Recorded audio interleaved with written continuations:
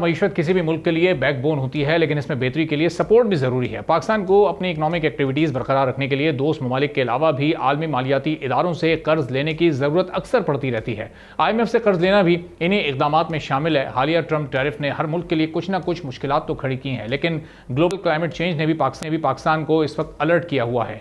अब इस सूरत हाल में पाकिस्तान के लिए आलमी मालियाती फ़ंड की जानिब से एक्सटेंडेड फंड फैसिलिटी के तहत कर्ज की अगली किस्त मई में जारी होने की खबर मुल्क के लिए किसी खुशखबरी से कम नहीं है। IMF का एग्जीक्यूटिव बोर्ड 9 मई को पाकिस्तान के लिए $1 अरब 70 करोड़ डॉलर से जायद कर्ज के केस पर गौर करेगा।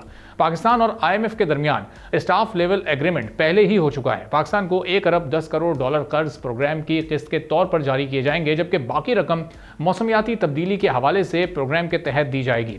IMF इजलास की खबर ने पाकिस्तान स्टॉक एक्सचेंज पर भी अच्छा असर डाला और 100 इंडेक्स में बेहतरी आने लगी है। IMF तजावीज़ के मुताबिक गुज़िश्ता 1.5 साल में हासिल करदा माशी पेशरफ बरकरार रखने के लिए नए वफाकी बजट में मजीद इक़दाम किए जाएंगे। IMF ने मौजूदा अखराजात को तयशुदा बजट से ज़्यादा ना बढ़ाने पर भी जोर दिया है, जबकि हुकूमत ने IMF को यकीन दिलाया है कि BISP के तहत नक़द इमदाद के प्रोग्राम को बढ़ाया जाएगा और एनर्जी सब्सिडीज़ में कमी के जरिए बचत भी की जाएगी। हुकूमत इकनॉमिक रिफॉर्म्स के लिए भी खासी पुरज़म दिखाई दे रही है। हुकूमत के मुताबिक कुदरती आफात से निमटने की सलाहियत बढ़ाने, बजट और सरमायाकारी के लिए मनसूबाबंदी की जाएगी। पानी के मौसर और पैदावारी इस्तेमाल को बेहतर करने, मौसमियाती खतरात भी पाकिस्तान के लिए इस वक्त एक बड़ा चैलेंज बने हुए हैं। IMF प्रोग्राम एनर्जी सेक्टर की रिफॉर्म्स को माहौलियाती अहदाफ के मुताबिक ढालने में भी मदद देगा। अब ये जो अगली किस्त का पाकिस्तान को मिलेगी, ये कितनी इंपॉर्टेंट है और पाकिस्तान की इस वक्त ओवरऑल इकॉनमी पर ये क्या असरात मुरतब करेगी।